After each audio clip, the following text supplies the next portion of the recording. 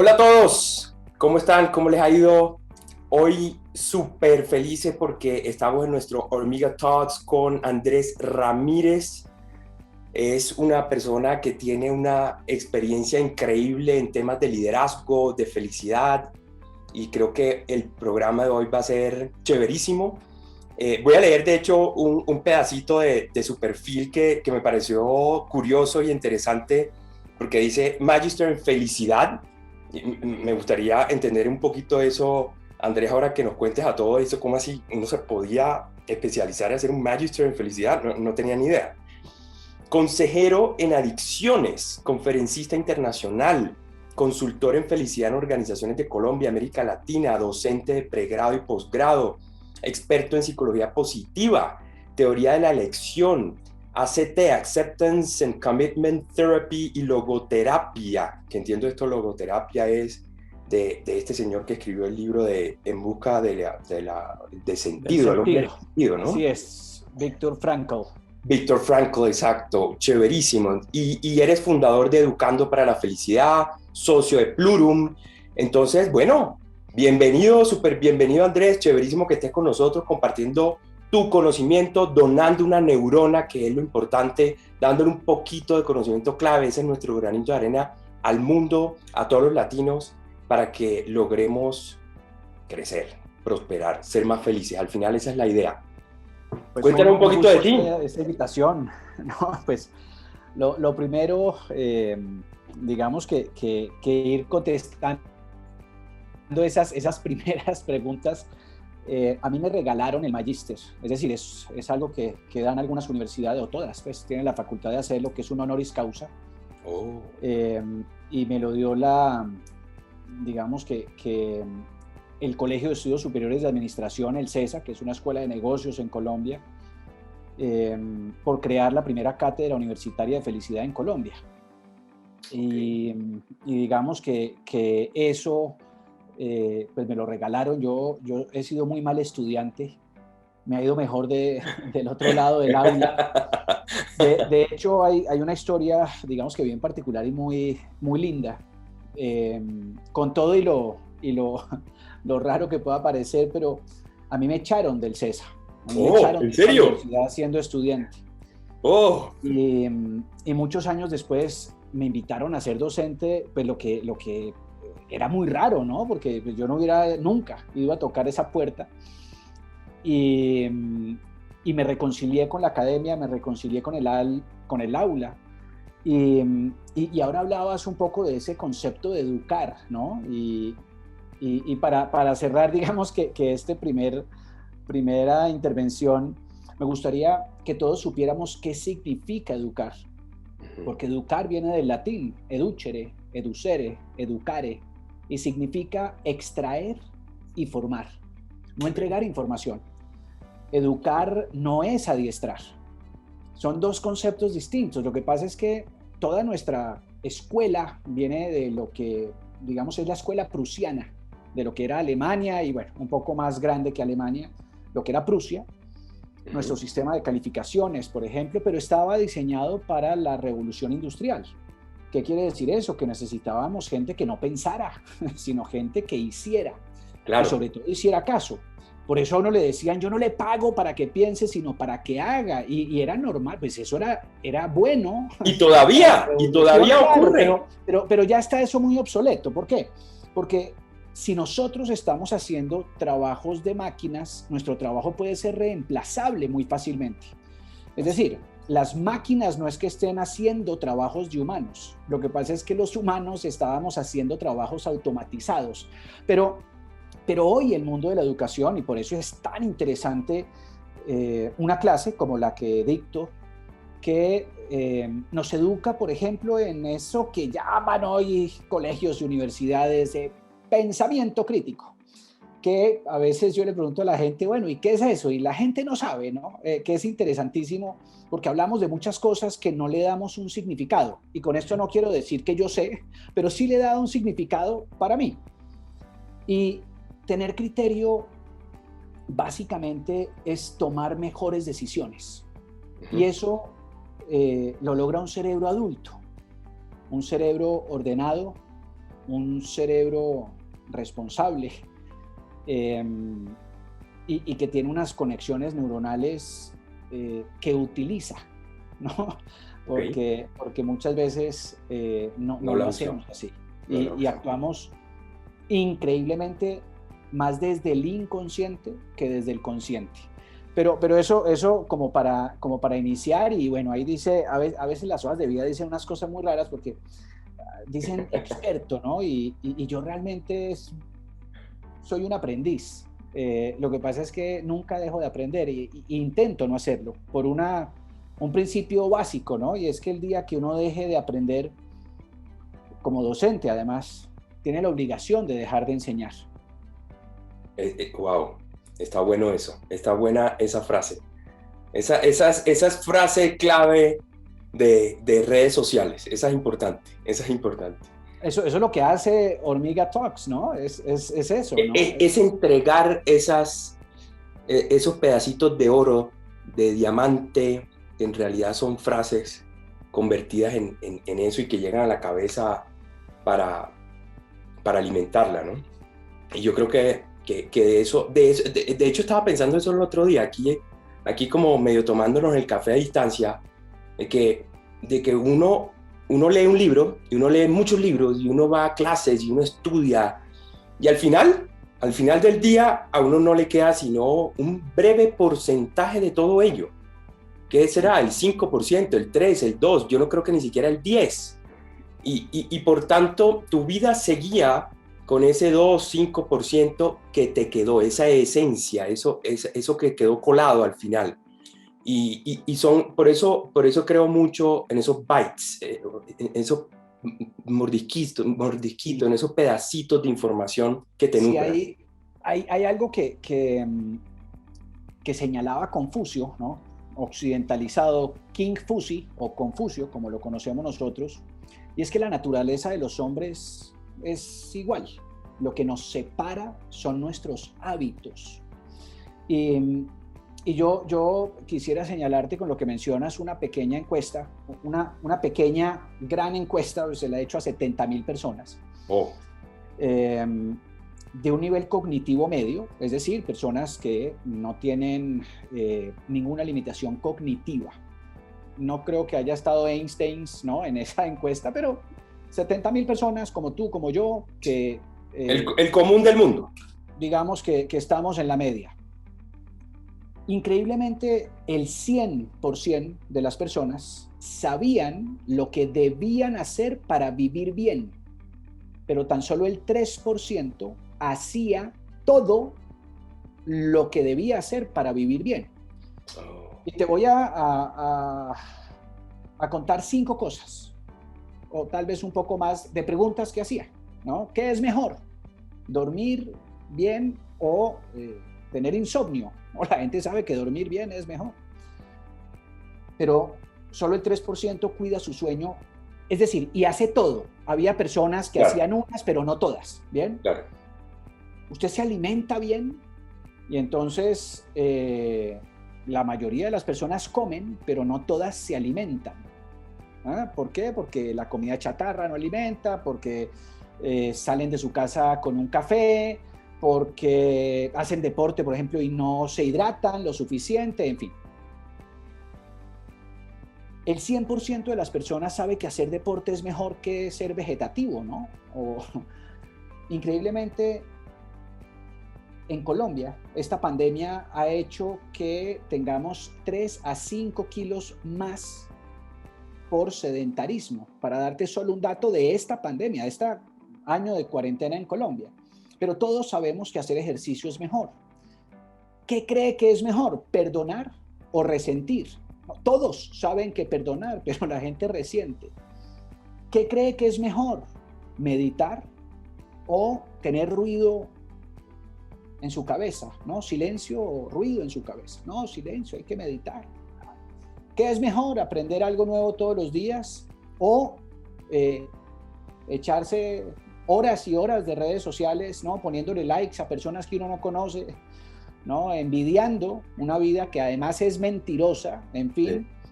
Pero para resumirte y atándolo, ¿no? Volviendo a Confucio, los seres humanos tenemos la misma naturaleza en cuanto a lo que nos une y a lo que nos divide. Porque la misma naturaleza no es que todos seamos iguales, hay cosas que nos dividen, como la biología, por ejemplo. Pero lo que definitivamente nos separa brutalmente son nuestros hábitos. Y yo creo que un gran llamado a liderarnos, a ser felices, es tener hábitos que construyan y no que destruyan. Eso está bien importante, Andrés, muy chévere este preámbulo, porque para que sepan todos, todavía no hemos entrado a lo central de lo que iba a hablar Andrés y nos hemos metido aquí en algo que nos va envolviendo de lo interesante que es. Y eso de los hábitos es totalmente cierto, como para cerrar este tercio, bien interesante, porque además últimamente entiendo, yo no he leído ninguno, pero entiendo que han salido una serie de libros, no sé si tú los habrás leído tal vez, y porque por ahí vi uno que otro reportaje donde hablaba que los hábitos es como el interés compuesto, en el sentido que en la medida en que tú vayas creando unos hábitos saludables en la medida del tiempo y que los mantengas, te van produciendo tanta renta como el interés compuesto. Entonces creo que ahí hay mucho por descubrir en el tema de hábitos, que como estás diciendo, al final del día es lo que nos puede diferenciar y hacer mucho mejor. Sin duda, eso es lo que Covey llamaba sinergia, ¿no? Stephen Covey, en sus hábitos llamaba lo que es sinergia, y es que 1 más 1 no son 2, sino que son 3 o 1000, ¿no? Dependiendo de cuánta sinergia haya. Y por eso es tan importante, digamos, que coger una mano y decir, descansa, ¿no? Los periodos de recuperación, alimenta tu cuerpo, alimenta tu mente, alimenta tu espíritu, cuida tus emociones. Porque Alexander von Humboldt definió muy claramente que no somos una parte, sino que somos un ecosistema, y que cuando uno toca una parte del sistema, afecta todo el sistema. Por eso cuando uno dice, no, es que aquí le damos comida a los niños, pero no educación, pues tiene niños que no están bien. No, es que les damos educación, pero no los alimentamos, pues tiene niños que no están bien. Es decir, sí. Y eso en el mundo del bienestar corporativo es muy importante, porque tú puedes tener gente con buenos líderes, por ejemplo, conectada con su propósito, con un rol definido, pero con mala paga. Y sí, entonces se desconectan. Y hay algo que tú tocas en el sistema que mejora el sistema o que empeora el sistema. Buenísimo, buenísimo, buenísimo, Andrés. Bueno, entrando un poco más al tema central que hemos querido tocar hoy contigo y que tú quieres tocar en esta Amigo Talk, esa neurona específica, además de todas las que ya acabas de dar. Comencemos. ¿Qué es Plurum? ¿O Plurum? Plurum, ¿no? Plurum es una firma de consultoría que se dedica al mundo del bienestar corporativo, de la transformación cultural, a través de varias cosas. Uno, consultoría dura y pura, digamos que diseño de modelos de compensación, mediciones, en fin, diseño de el viaje del empleado dentro de la organización, lo que hoy llaman experiencias. Y tenemos pues adicionalmente formación, escuelas de liderazgo, algunos modelos, uno que llamamos el ADN de la felicidad o los no negociables, una escuela de liderazgo que llamamos Leader Smile, por un acrónimo ahí que tenemos, y trabajamos, digamos, que el mundo transaccional y el mundo relacional, porque además hemos encontrado cosas bien interesantes, y es que las empresas donde están las personas que más se quejan son las que más dan, ¿no? Los sindicatos más fuertes están en las empresas que más beneficios entregan.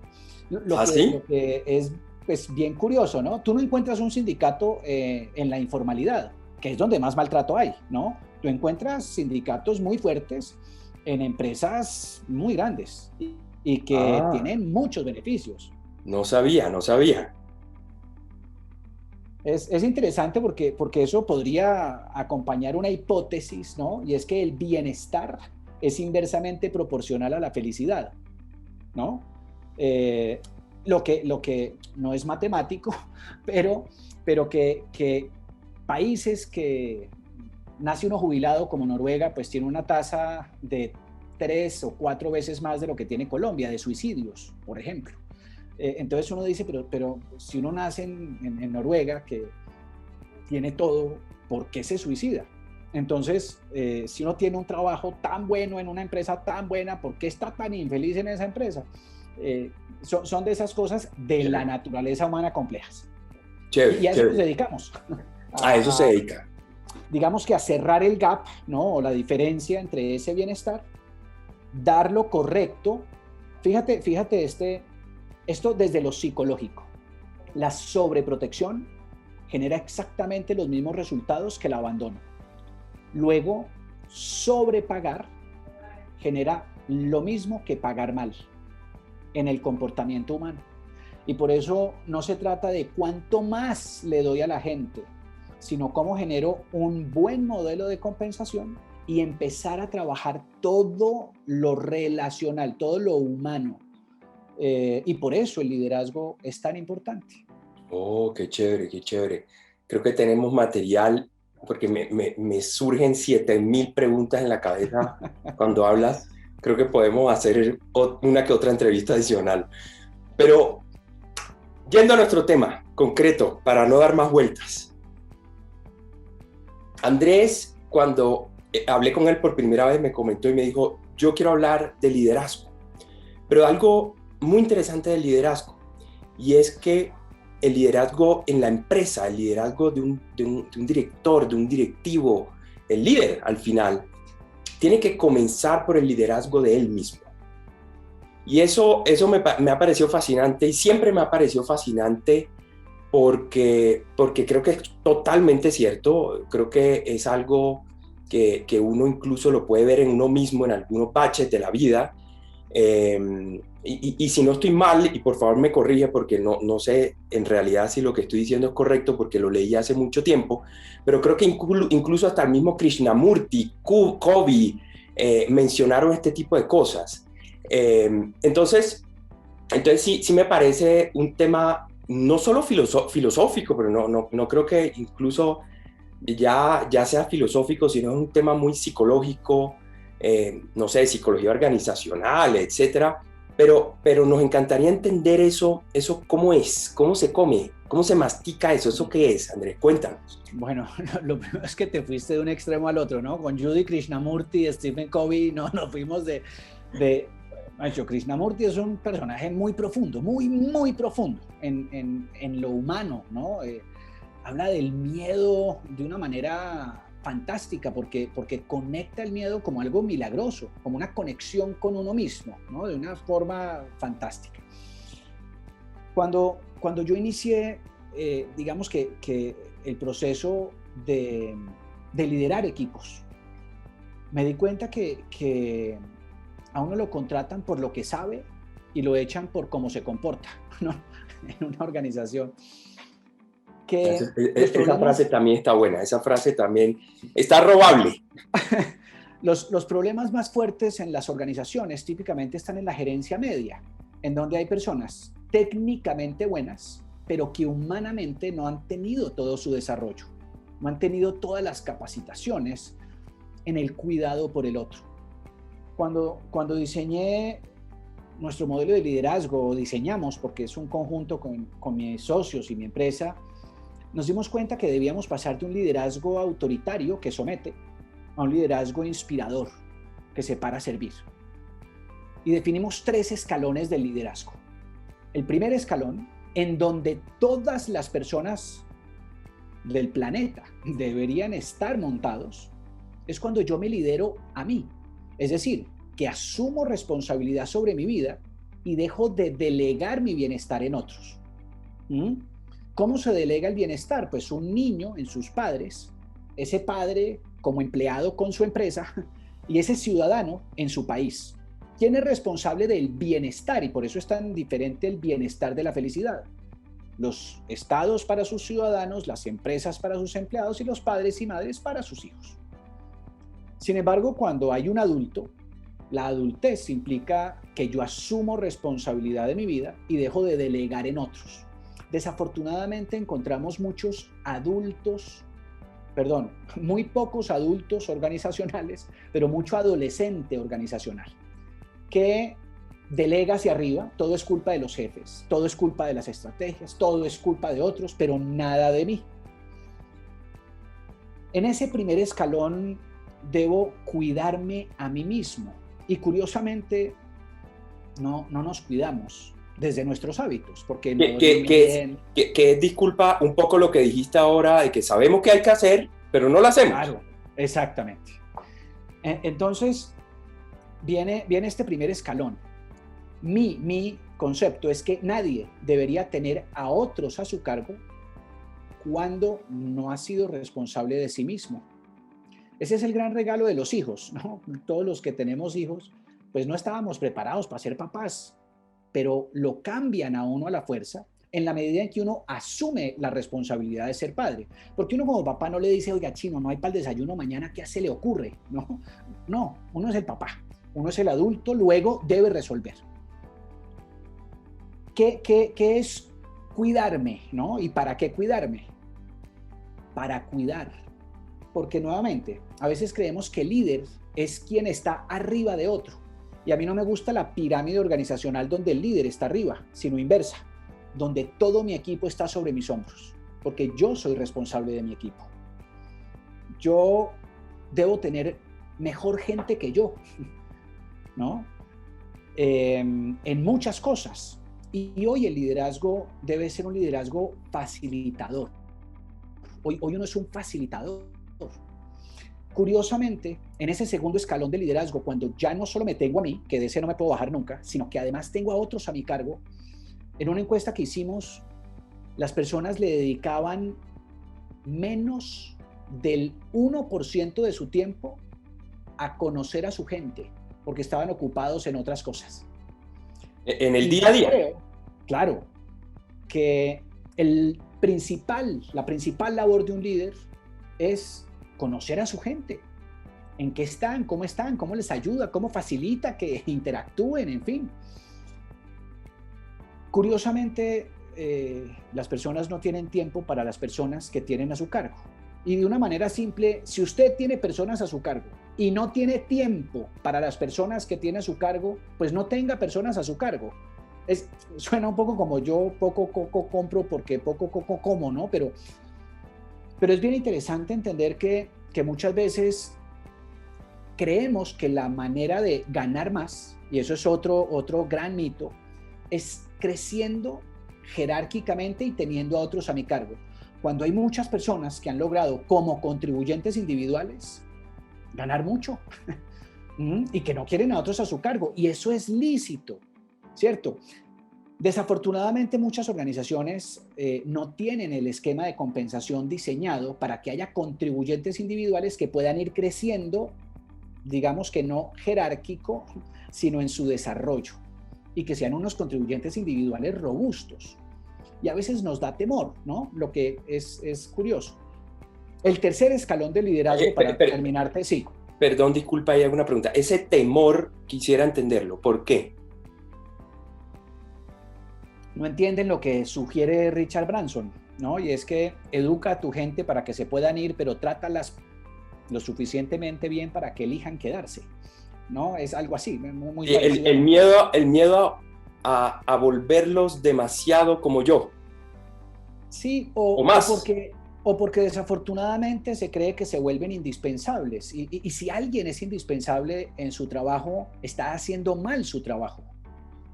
Porque es que yo necesito poderme ir de vacaciones, yo necesito poderme enfermar. Y para eso, digamos que están los segundos a bordo, ¿no? Es que este es muy grande. Bueno, pues póngale un segundo a bordo que entre en un plan de sucesión. Así nunca lo suceda, ¿no? Claro. Pero que este grande pueda irse, pueda enfermarse, pueda, no sé, pues que le dé pereza un día a trabajar y oiga, no voy a trabajar y ya, como a todos nos da pereza, ¿no? Que no haya que matar abuelas ni nada de eso, para uno poder faltar un día. Entonces, primer escalón me lidero a mí, segundo escalón lidero a otros y tercer escalón lidero una estrategia. Y esto es bien interesante porque cuando uno lidera una estrategia, no toma decisiones entre bueno y malo, a veces entre malo y muy malo. Por ejemplo, estratégicamente yo puedo tener un paciente que requiera amputar su pierna. Eso no es una buena noticia, ¿cierto? Pero es la única noticia para salvarle la vida. Entonces, de pronto uno dice, mira, no te tengo buenas noticias. Hay dos posibilidades. O amputamos la pierna o te mueres. ¿Mm?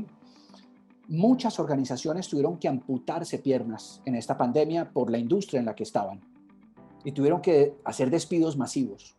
Eso es una decisión estratégica para que la organización y muchos dentro de la organización sigan viviendo, sigan respirando. Pero no es una buena decisión. Yo estoy seguro y acompañamos a varias organizaciones a hacer esos procesos de despido masivo en donde lo que cuidamos es la dignidad con la que se hace ese proceso. El líder estratégico es un líder que debe cuidarse a sí mismo, debe haber cuidado a otros, pero liderar una estrategia implica que independientemente de lo dura que sea mi decisión estratégica, voy a siempre cuidarte. Entonces yo me cuido para cuidarte, para poder cuidar una estrategia. Cuidando siempre la dignidad. Está el trato justo. Está importantísimo y está además muy claro, muy claro. Es un tema de cuidarme, después de cuidar al otro para poder hacer y cuidar la estrategia. Claro, y digamos que tener un cuidado es como el mundo de las relaciones, ¿no?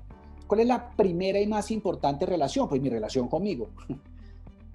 Tú eres un reflejo, es decir, que mi relación contigo es un reflejo de mi relación conmigo. Entonces, está mi relación conmigo, contigo y con el entorno. Es curioso que a veces la gente dice, no, me importa muchísimo el planeta, pero cuando van a un hotel, pues se bañan 40 minutos y llenan el jacuzzi y dejan el aire acondicionado prendido todo el día, asisten todo el día en la playa, porque realmente no les importa el planeta. Les importa es no pagar la cuenta, y como ya pagaron la noche y eso está incluido, pues eso qué me importa, ¿no? Entonces, es un poco el trascender, ¿no? El actuar íntegramente en todos los aspectos de mi vida y cuidar mi relación conmigo, contigo y con mi entorno. Excelente. Andrés, y ustedes se dedican, tú te dedicas en esas tres patas que sostienen nuestra vida en una organización. ¿Ustedes se dedican a desarrollar las tres en las personas? O sea, sí. ¿En cuál se especializan más? Porque me gustaría ahondar, según lo que habíamos hablado, en la primera. Ya mencionaste un poco que el cuidarnos, bueno, obviamente hay una cantidad de hábitos saludables y etcétera que se conocen y son entendibles, por lo que incluso tú dijiste en la encuesta, se supone que todo el mundo sabe cómo, pero ahí tiene que haber algo más, ahí tienen que haber unos clave, unos secretos. Te doy 5 ideas muy concretas. Cuidar el sueño mínimo 6 horas al día, ideal 7 y 8, y si eres un deportista de alto rendimiento, 10 a 12. No. Es interesante cómo queremos ejecutivos de alto desempeño, pero que no duerman, ¿no? La recuperación es fundamental, porque es como si no cargas tu celular y pretendes que esté a tope, ¿no?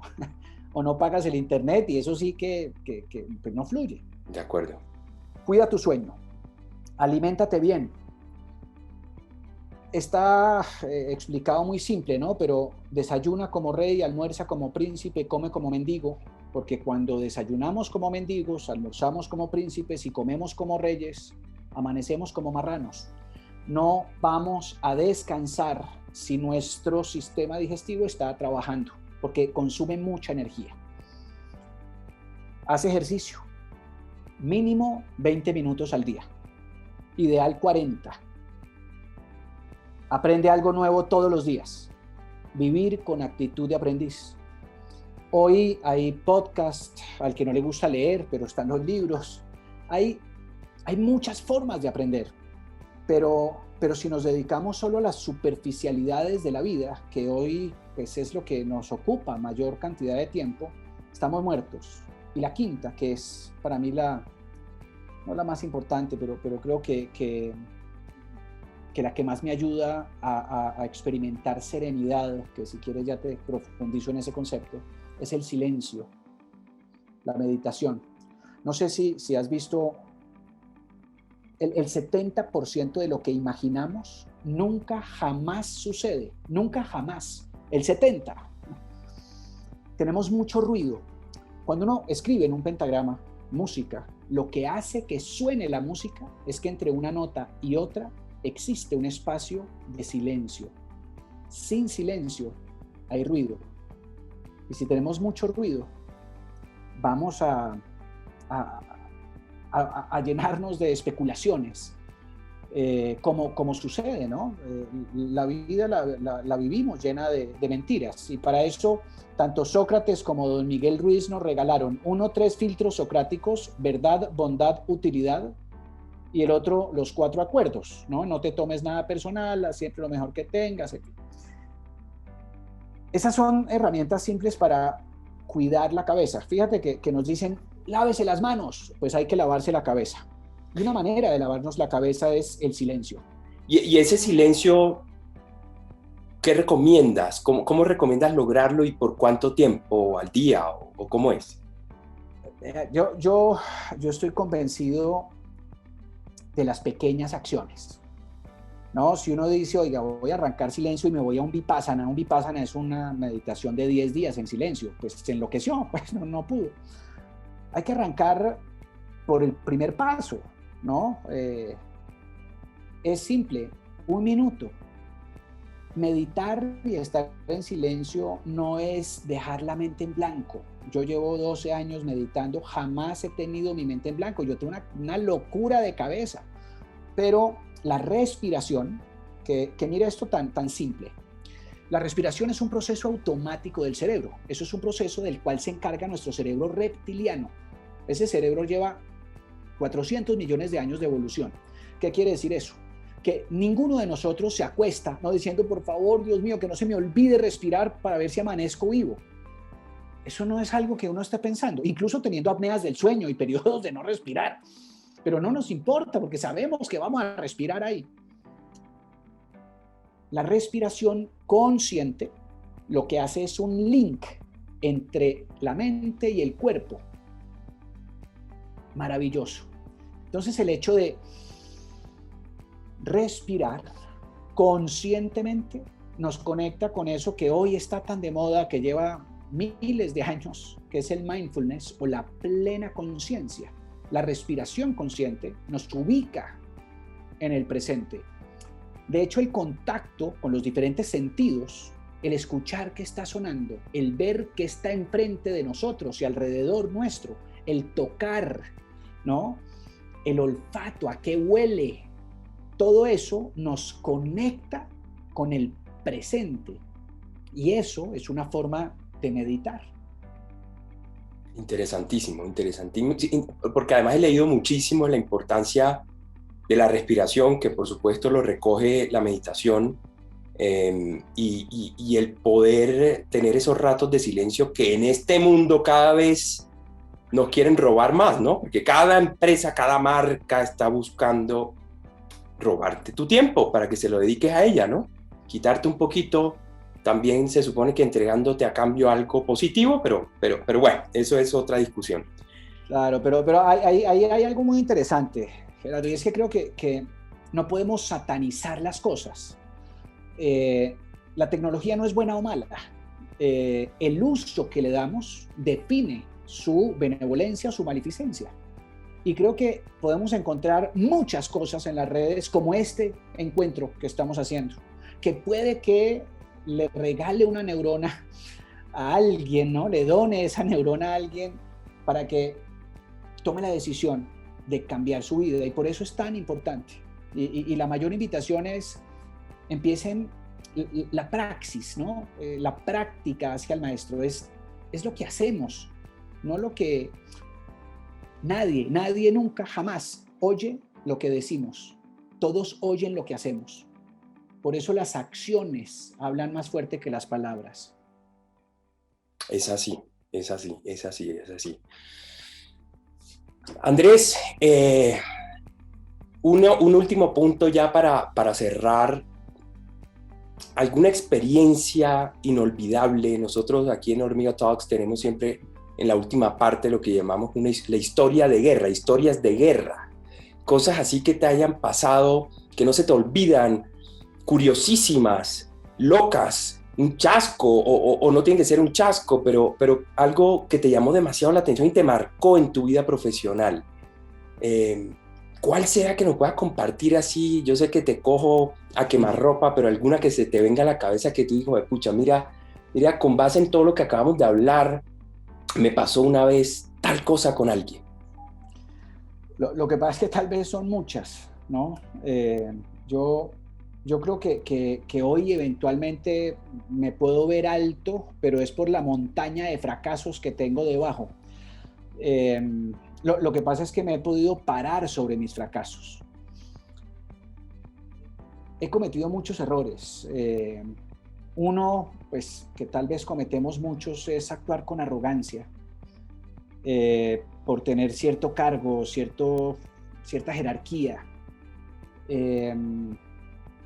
Olvidarme de vivir con actitud de aprendiz. Invisibilizar a algunas personas con las que me rodeaba. Hoy intento siempre visibilizarlos, legitimarlos. Eso es muy importante. Una de las magias o de los regalos más grandes de Sócrates fue que él con el herrero hablaba de herrería. Con el agricultor hablaba de agricultura. Y el método socrático es que las preguntas son las que iluminan, no las respuestas. Y durante muchos años, con arrogancia, con prepotencia, me dediqué a contestar y no a preguntar. Hoy soy más preguntador. Eso te iba a preguntar, perdón, te interrumpo ahí, porque me parece importantísimo ese punto. Parece obvio que uno no puede ser arrogante, que no puede invisibilizar a los demás. Es obvio, ¿no? Pero ahí debajo hay algo que no es tan obvio. ¿Qué te produjo el lograr no hacerlo, el llegar a no hacerlo más? Primero, reconocer qué me hacía hacerlo. Y en mi caso, el miedo. El miedo al fracaso, el miedo al rechazo, el miedo a no ser reconocido, el miedo por mi inseguridad técnica, el miedo por mi inmadurez, que el miedo es lícito, ¿no? Y Claro. mágico. Sin embargo, a veces no lo usamos para lo que es. El miedo viene a alertarnos sobre un potencial peligro. Pero cuando tenemos miedo y creemos que ese miedo es real, el 90% de los miedos son inventados. Solo el 10% de los miedos son reales. Eh, y resulta que yo tenía muchos miedos y muchas inseguridades. Y, y reconocer lo que me hacía arrogante y reconocer que soy inseguro y reconocer que tengo miedo y que pues no fue un proceso fácil, ¿no? Y después por supuesto, un trabajo personal, ¿no? De darme cuenta y transformar mis acciones. Creo que hoy puedo acercarme a muchos equipos y muchos grupos con los que trabajo todos los días y poder decir, esa no me la sé. eh, poder... Tener esa plenitud, esa serenidad de poder decir eso, que no me la sé y de no actuar con arrogancia alguna. Y creo que esa como, y quisiera también ahí como tu opinión, esa sería como la conclusión y a donde desemboca todo, ¿no? O sea, el poder liberarte de ese miedo, de esa arrogancia que producía ese miedo, al final lo que te lleva es a una tranquilidad, una paz, una plenitud en ti mismo, ¿no? Sí, sin duda, y además de estar muy alerta permanentemente, Gerardo, porque lo que sucede a veces es que sigo actuando de manera arrogante en algunos contextos y en algunos escenarios, cuando es totalmente innecesario. Pero el inconsciente sigue sacando ese demonio, ¿no? Y para mí sigue siendo muy real, muchas veces, y en muchos encuentros de mi vida. ¿Qué pasa? Que hoy los detecto, ¿no? Mucho más rápido. Y entonces me doy cuenta, ¿no? El darnos cuenta es fundamental, pero para darse cuenta también hay que reconocer y poder decir, oiga, me equivoqué. Y ir y reconocer nuestro error, y creo que eso genera relaciones verdaderas, porque a veces nos ocultamos detrás de la perfección y resulta que no hay tal, ¿no? Yo he hecho mucho un cuento, porque es que hace poco alguien me dijo, Andrés, yo lo admiro mucho, y le dije, debe ser que no me conoces. Así cuando, es. cuando uno admira a alguien, no lo conoce. Claro, claro, claro. Y me dijo, ¿y cómo así? ¿Pero no te gusta? Le dije, no, yo prefiero que me amen, porque cuando yo amo lo mejor y lo peor del otro, su luz y su sombra. Y eso es amar. Y prefiero que exista amor entre nosotros y no admiración de uno por el otro. Cuando uno ama, admira. Yo admiro a mi pareja, yo admiro a mi señora, me parece una campeona, pero también conozco sus sombras y amo sus sombras. Amo todo, ¿no? Todo el paquete, pero sin irrealidades, ¿no? Sino en un encuentro entre dos seres humanos con igualdad de oportunidades, no con igualdad de muchas cosas. De hecho, biológicamente se ha demostrado que no somos iguales, ¿no? Que hay muchas cosas, claro, tenemos 2 ojos y boca y un corazón y 2 riñones en un contexto, repito, normal, pero el cerebro, que es donde biológicamente más nos separamos, es el que hace que haya personas que hablan 7 idiomas y no se les dificultó. Que haya unos cracks, ¿no? En algunos deportes que son inimitables, que desde el género haya unas diferencias profundas. Yo no puedo amamantar, no pude amamantar a mis hijos, no pude llevarlos dentro, o sea, biológicamente no somos iguales.